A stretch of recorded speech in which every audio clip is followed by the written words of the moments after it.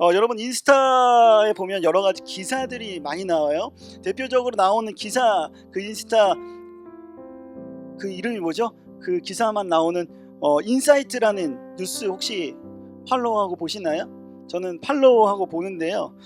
인스타에 인사이트 그 뉴스를 여러 가지 쭉 보다 보면 안 좋은 뉴스들이 생각보다 엄청 많더라고요. 90% 이상은 안 좋은 뉴스들.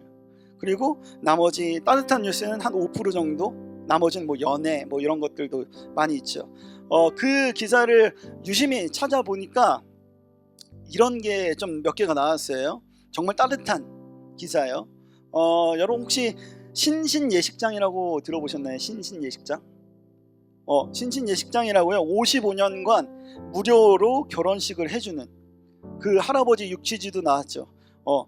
그 경남 마산에서 신신예식장 안에 백낙삼 대표라는 그 할아버지가 55년 동안 무료로 결혼식을 치러줬어요. 사진 찍는 그 사진값만 내면 결혼식 무료. 그런데 사진값 내는 것도 돈이 없으면 그 사진값마저도 무료. 근데 그분이 돌아가셨습니다. 돌아가셨는데 이 결혼식장이 끝난 줄 알았는데 넷째 아들이 백남문이라는 이 넷째 아들이 이어서 나도 아버지의 뒤를 따라서 그렇게 무료로 결혼을 치러지도록 해주겠다라고 하면서 나타났습니다. 엄청 따뜻한 기사였죠. 그와 더불어 어떤 기사가 또 있었냐면요. 버스에서 전라도 광주였는데 전라도 광주에 버스를 타고 가는데 버스 안에 70대 노인이 있었습니다. 70대 노인이 이 뒷문 있는데 그 뒤에서 앉아있다가 갑자기 쿡쿡 꿇어지는 거예요. 그랬더니 거기에 있는 사람들이 어떻게 했을까요? 한 대학생이 나와가지고 그 할아버지를 눕혀놓고 심폐소생술을 하기 시작했고 다른 사람은 119에 전화해가지고 신고를 하기 시작했습니다. 결국 그 할아버지 어떻게 됐냐면 119에 실려서 병원을 가던 중에 살아났어요. 호흡이 돌아와서 살아나는 일들이 있었습니다. 이 외에 정말 잘 찾아보면 정말 따뜻한 기사들이 많이 있더라고요. 자, 굳이 이 신신예식장에 아빠가 돌아가시고 나서 굳이 내가 할 이유가 있었을까요? 이 사람은요? 굳이 버스에 쓰러진 70대 노인을 굳이 인공호흡 심폐소생술해서 굳이 내가 그렇게 다른 사람에 되잖아요. 할 수 있었을까요? 여러분들이 만약에 이 신신예식장 그 백낙삼 대표 그 할아버지의 자녀였다면 여러분들은 이어서 하시겠습니까? 여러분들이 만약에 그 버스 안에 있었다면 70대 노인 어떤 할아버지가 갑자기 쓰러졌을 때 여러분들 어떻게 하시겠습니까? 저는 오늘 말씀을 준비하면서 생각하면서 과연 내가 그 자리에 있었을 때 나는 어떻게 했을까? 라는 고민을 하기 시작했습니다. 근데 대부분의 많은 사람들이 할 수 있겠다, 나도 그렇게 해야지 라고 생각하실 수도 있겠지만 생각보다 어려운 일이겠거니 라는 생각이 들었습니다. 오늘 본문에 나오는 소돔과 고모라는 그러한 모습을 보고도 아무런 반응도 없는, 아무런 제스처도 없는 그런 상황이었어요. 소돔과 고모라의 상황은 마치 짐승처럼 살아가는 사람들 뿐이었습니다. 짐승은 어떤 특징이 있었냐면 짐승은 자기 중심적이에요. 내가 배고프면 먹고 내가 배고파서 먹는데 옆에 있는 애가 굶고 있어. 너 좀 먹어. 이렇게 하는 게 짐승이 아니에요. 자기 건 자기가 알아서 잘 챙겨 먹어요. 옆에 사람이 옆에 있는 뭐 누군가 죽든 말든 상관없이요. 그리고 본능적으로 행해요. 배고프면 먹고요. 또 이 시대에 소돔과 고모라는 성적인 이런 해소를 위해서 이 성적인 부분으로 인해서도 굉장히 자기 중심적으로 성으로 범죄를 저지르고 이런 일들이 다반사였던 상황이 소돔과 고모라의 상황. 짐승처럼 살아가는 사람들 가득 찬 상황이었습니다. 그런데 그 모습을 보고 하나님이 야 소돔과 고모라 얘네 심판하겠다 라고 결단했어요. 안되겠네 이 새끼들. 결단했고 결단한 걸 누구한테 이야기했냐면 아브라함한테 얘기했습니다. 아브라함은 내가 얘네들 아주 그냥 없애버릴 거야. 이런 말 하면 될지 모르겠지만 얘네들 내가 족쳐버릴 거야 막 이렇게 얘기를 하는 거죠. 아브라함이 그걸 듣고 이렇게 반응을 했습니다. 아브라함이 소돔과 고모라의 심판에 대해서 하나님께 매달려서 구원해 주시기를 원하는 장면, 오늘 본문 말씀 여러분들이 읽었었던 오늘 본문 말씀에서 하나님 살려주세요. 50명만 있으면 되지 않나요? 의인하고 악인인데 어떻게 같이 싸그리 망하게 해줘요? 이건 말도 안 되잖아요. 이성적으로 생각해 보세요. 하나님, 이게 말이 되냐고요. 찾아보면 50명 말고 45명 안 되나요? 40명 안 되나요? 30명 안 되나요? 20명 안 되나요? 10명 안 되나요? 라고 하면서 애원하면서 구원해 주세요, 제발 살려주세요 라고 하는 장면이 오늘 본문 말씀. 이 말씀을 묵상하면서 이런 생각이 들기 시작했습니다. 왜 굳이 아브라함이 소돔과 고모라를 위해서 그렇게 하나님께 손과 발이 막 빌도록 이렇게 막 빌었을까? 용서를 구했을까? 아브라함과 소돔과 고모라의 관계가 어떤 관계였을까? 그 사람들이랑 아브라함이 뭔 상관이었을까? 아무런 상관이 없는 사람들, 아무런 상관이 없는 도시, 그들을 위해서 아브라함이 굳이, 걔네들 친구들이 많았었나? 거기에 내 뭔가 사람들이 많았었나? 굳이 왜 그랬을까라는 생각이 들기 시작했습니다. 굳이? 왜? 뭐 때문에? 아브라함 의인이라 그래서 너만 살면 되지 왜? 라는 생각이 들었습니다. 결론부터 말씀드리자면 아브라함이 그런 이유는 사랑 때문이었습니다. 머릿속에 담고 이야기를 진행할게요. 소돔과 고모라와 우리가 사는 이 세상은 너무나도 닮아 있어요. 성적으로도 타락했고요, 짐승처럼 자기 중심적으로 살아가고요, 본능적으로 살아갑니다. 내가 하고 싶은 대로. 그것을 보고 하나님이 가만히 계실까요? 전 가만히 있지 않을 거라고 생각합니다. 결국은 심판의 때가 있어요. 결국은 하나님이 종집으로 찍어야 할 그때가 있는데, 그때는 언제인지 그 누구도 몰라요. 그런데 그때 하나님이요, 중보자이자 함께 기도할 수 있는 그 중보 기도하는 그 사람이자 부르심을 입은 아브라함에게 말씀하셨던 것처럼, 그때 중보자이자 부르심을 입은 여러분에게, 당신에게 하나님이 말할 때 당신은 어떻게 답할 것인가? 여러분들 하나님 앞에 하나님이 여러분들에게 야, 이 세상 내가 끝내버릴 거야 라고 여러분들 물어봤을 때 여러분들 하나님께 뭐라고 대답할까? 그러세요. 멋먹동 빼고 나머지 좀 해주세요. 제 마음에 안 드는데 좀 신내동 쪽만 좀 해주세요. 이렇게 얘기했을까?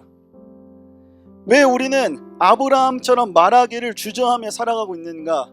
그 이유는 사랑이 없어서. 다 있어도 이것 없으면 아무런 의미가 없어요. 전체 인원에서 50명이 없으면 아무런 의미 없어요. 45명, 40명, 30명, 20명, 10명 없으면 뭐예요? 심판. 뭐가 필요했냐면 의인이 필요했습니다. 의인 10명. 다 있어도 의인 없으면 심판이었어요. 그것을 굳이 아브라함에게 말한 이유는 하나님의 의인으로 아브라함을 부른 사람이었기 때문에 그래요. 의인은요, 곧 어떤 말로 표현할 수 있냐면 사랑의 사람. 의인은 다시 한번 말하면 사랑의 사람이라고 생각할 수 있어요. 자기 중심의 삶에서 짐승처럼 살아가는 사람이 아니라 하나님의 마음, 하나님을 중심으로 살아가는 사람이 의인이라는 사실을 기억하시길 소망합니다. 자, 여러분들 나는 의인인가? 다 있어도요, 사랑이 없으면 아무런 의미가 없어요. 이찬수 목사님 설교 중에 이렇게 얘기한 부분이 있어요. 사랑에 대해서요. 사랑은요, 감정이 아니래요. 사랑은 감정이 아니고 사랑은 뭐냐면 의지예요. 연애를 합니다. 보통 연애를 하면 100일에서 150일가량은 엄청 뜨거운 사랑을 할 수 있죠. 왜 그러냐면 남자들이 호르몬이 막 분비되기 때문이에요. 그 시기에. 어떤 호르몬이냐면 테스토스테론이라는 그 호르몬이 분비되면서 내가 사랑하는 이 사람을 위해서 내가 이 사람이 부산을 가든 이 사람이 집이 어디든 상관없이 거기에 갈 수 있는 거예요. 그런데 100일이 지나고 200일이 지나고 1년이 지나면 그 호르몬이 점차 줄어들어요. 그러면서 이 여자는 이 남자한테 이렇게 얘기하죠. 오빠 변했어 라고 얘기하죠. 남자 호르몬이 줄어든 건데 변했어 라고. 시간이 흐를수록 이 사랑이 감정이 아니라 이제는 사랑이 의지로 바뀌어야 되는 때가 분명히 오게 됩니다. 저도 이제 아내랑 결혼했지만 연애할 때 매일 고척동까지 갔어요. 할렐루야. 할렐루야래. 매일 갔어요. 정말 하루도 빠짐없이 대강고에서 신설동에 있다가 아내 직장에 사당 들렸다가 거기서 고척까지 갔어요. 매일 반복. 고척에서 우리 집까지 전농동이었는데 집까지 1시간 계속 반복. 결혼했습니다. 할렐루야. 처음에는 너무 좋아가지고, 이 사람 너무 좋아가지고 당연히 그렇게 하는 게 나는 맞다고 생각했어요. 근데 어느 순간 볼 수도 있겠지만 어느 순간부터는 내 의지를 가지기 시작했습니다. 의지를 가지고, 오빠 편에서 이 소리 듣고 싶지 않아가지고 의지를 가지고, 사랑하는 마음이 있지만 사랑하겠다라는 마음의 의지를 가지고 그렇게 하기 시작했습니다. 사랑하는 건요, 좋아하는 사람, 전 이렇게 생각해요. 좋아하는 사람 사랑하는 거는 사랑할 의지가 좀 쉬운 거예요. 근데 내가 좀 싫어하는 사람은 내가 사랑할 의지가 쉽지 않은 거, 어려운 거죠. 사랑하기로 의지를 갖는 것이 너무나도 중요한데, 성경에서 나오는 사랑을 이찬수 목사님은 이렇게 표현했습니다. 고린도전서 13장 3절에서 5절 한번 살펴볼까요? 한번 찾아봅시다. 고린도전서 13장 3절에서 5절. 고린도전서 13장은 사랑장이라고 불리는 장인데요, 사랑에 대한 여러 가지 정의와 의미가 적혀 있습니다. 고린도전서 13장 3절에서부터 5절.